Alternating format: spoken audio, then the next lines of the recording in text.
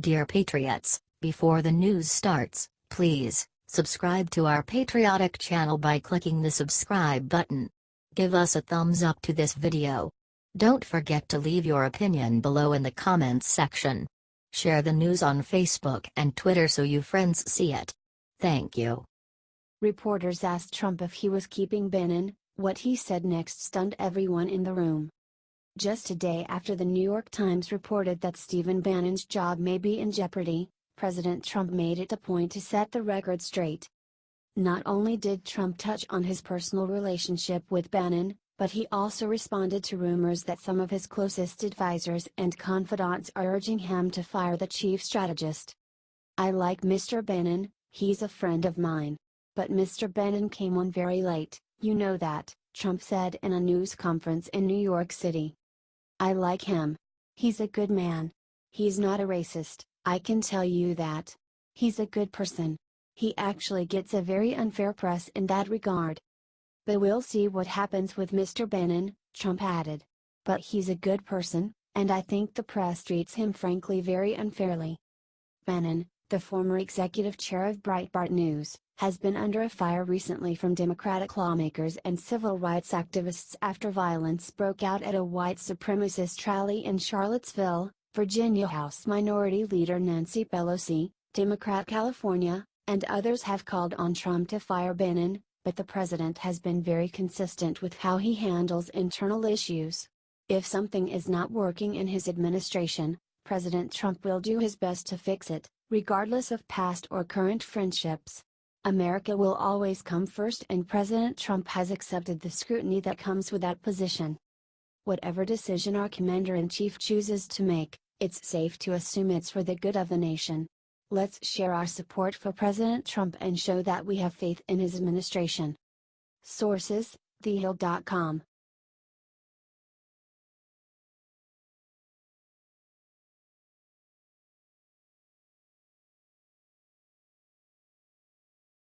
Moments after vicious attack from CNN, Trump let loose and said the one thing that will shut them up for good. When it comes to the media, President Trump may never get a fair shake. If rigging elections with foreign countries or wrongfully terminating employees or sexually assaulting women wasn't enough, now apparently our commander-in-chief is a low-down dirty racist. It's legitimately ridiculous at this point, especially when these news outlets should be covering the real issues facing our nation.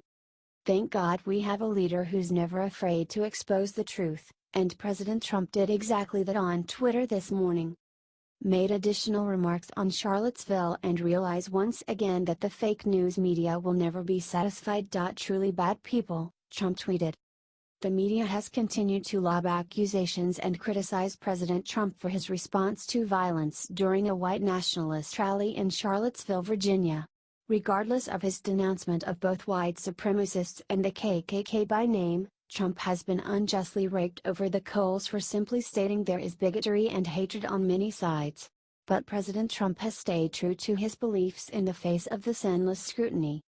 Racism is evil, and those who cause violence in its name are criminals and thugs, including the KKK, neo-Nazis, white supremacists and other hate groups that are repugnant to everything we hold dear as Americans, Trump said during his remarks at the White House. "We are equal in the eyes of our Creator. We are equal under the law and under our Constitution. Maybe it's time the press started treating our president like an equal instead of a criminal. He has proven his love for this country and all of its citizens. He wants to create jobs for all Americans and put an end to terrorism against all innocent people. President Trump is a God-fearing family man who wants to build a unified nation, and I say we help him. If you stand with Trump against the crooked media, share the truth and show how much you support your president." Sources: dailycaller.com.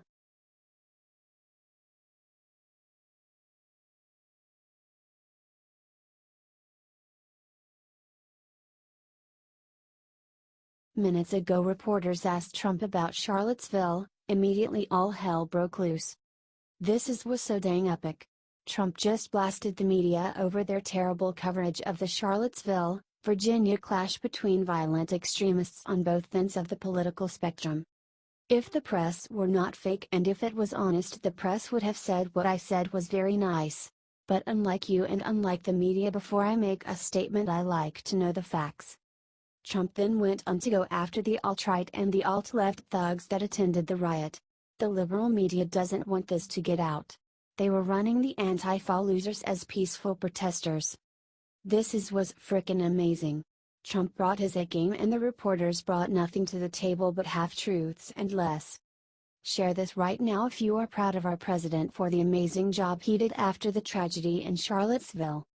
The media is going to try and bury this amazing speech. It's up to us patriots left in the country to help him by getting this amazing speech out. We cannot let the press tear this country apart. Thanks for standing with our president, patriots.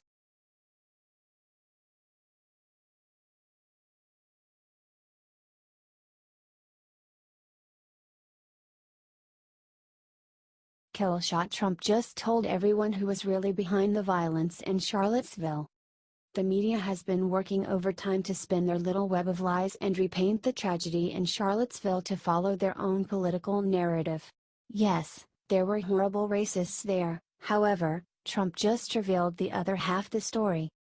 His big manufacturing press conference today turned into a fiasco when rabid reporters began pushing for more discussions on the dangers of white supremacy. They thought they had Trump cornered, then he dropped this bombshell on a whole lot of them. The alt-right, neo-Nazis, the Klan, the white supremacists. And the alt-left were responsible for Charlottesville. The president left the room in silence when he asked reporters. What about the alt-left that came charging at as you say, the alt-right? Do they have any semblance of guilt? What about the fact they came charging with clubs in their hands, swinging clubs? Do they have any problem? I think they do. As far as I am concerned, that was a horrible, horrible day. Yes, there was a murder. Yes, it was sick and horrible. However, that driver was only half the story of the day. The media totally glossed over the large groups of Antifa charging in with baseball bats and pea-bombs attacking people who, frankly, didn't know they were at a white supremacist rally. What the media has not been talking about is that the white supremacy movement, which is evil and vile, has grown off the back of their support for things like the black supremacy and Antifa movements. And, let's talk about terror for a second. The media is acting like Trump's choice to not declare the murderer a terrorist makes him the devil. Then riddle me this, why were they not as mad when Obama refused to declare Dylann Roof murdering an entire black church as terror? Is it because they were Christians? Trump's words are very clear. We have a very real problem in this country from a bunch of angry 20-year-olds with baseball bats, driven by hate, trying to start a new civil war. Oh, and they happen to be calling themselves conservatives and liberals. So share this out. Make the truth known. God bless each and every one of you, and God bless President Trump for his beautiful words in the dark hour.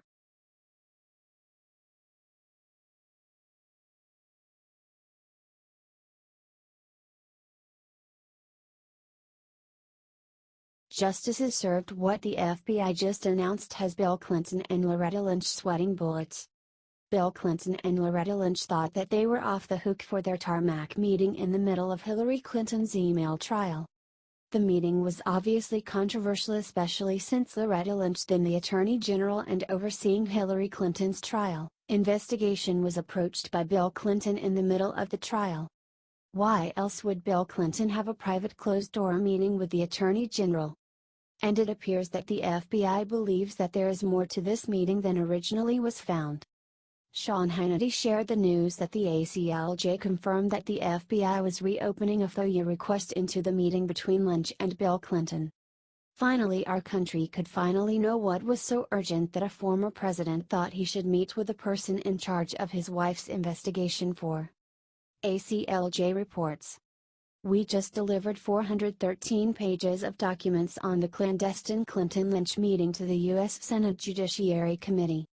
This timeline and these documents include evidence of Obama Attorney General Loretta Lynch's alias email account, numerous redactions, including main talking points, in circumvention of FOIA.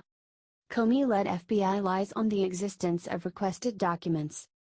DOJ media collusion, a White House connection, and revelations that Obama loyalists are now investigating themselves. This could finally shed light into the shady dealings of the Clintons that they have been hiding for years. If Hillary Clinton is still able to evade justice for her crimes, at least Americans can see for certain just how crooked she is. These documents could shut down Hillary Clinton's political future after rumors have been rampant that she is planning on running again in 2020. The Clintons have been dealing in the dark for too long and getting away with it. It is high time that Americans should be able to see just how crooked they truly are. HT the Gateway Pundit.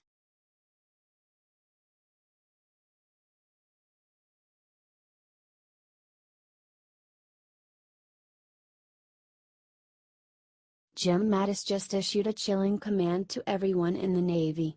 IT begins. Secretary of Defense James Mattis has a way with words. He's blunt with them. He recently told submarine crew last week that they would not regret their military experience under him because they would not be some pussy sitting on the sidelines. Mattis was addressing an all-male audience, according to him. Here is what Mattis said.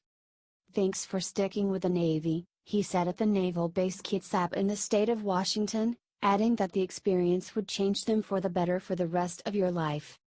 "So you'll never regret, but you will have some of the best days of your life and some of the worst days of your life in the US Navy, you know what I mean?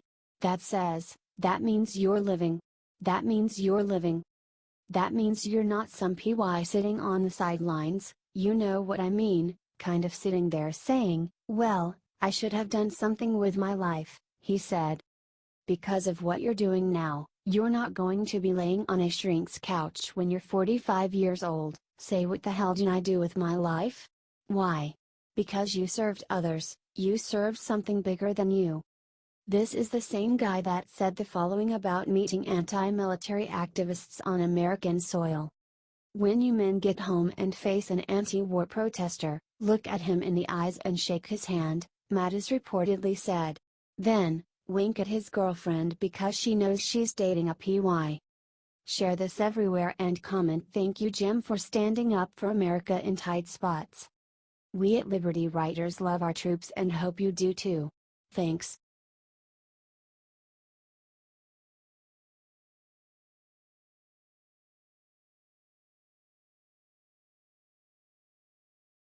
God help US. Iran just announced the worst thing imaginable with their nukes. If it wasn't bad enough to have crazy Kim in North Korea ready to fire off nukes at Guam, it looks like Iran is ready to jump back into the nuclear game too. The president of Iran, Hassan Rouhani, took center stage today when he called parliament and made an announcement that shook the entire world to its core. Iran announced that they will leave the nuclear deal and take their money with them. Iranian President Rouhani said that if the US continued its threats and sanctions that he would pull out of the nuclear deal within hours. However, it's not only money that Iran acquired from the nuclear deal. They also immediately purchased a fleet of jets as well as ICBMs from Russia as soon as the embargo was lifted. So, thanks to Obama's crappy deal-making and his ignorance of major nuclear issues, we are now stuck with a well-equipped Iran about to pursue nukes again. This is a very real problem. Iran needs to see that we stand behind our leaders and our best friend Israel. Let's show them how united we can be by sharing that out everywhere and comment "God bless Israel."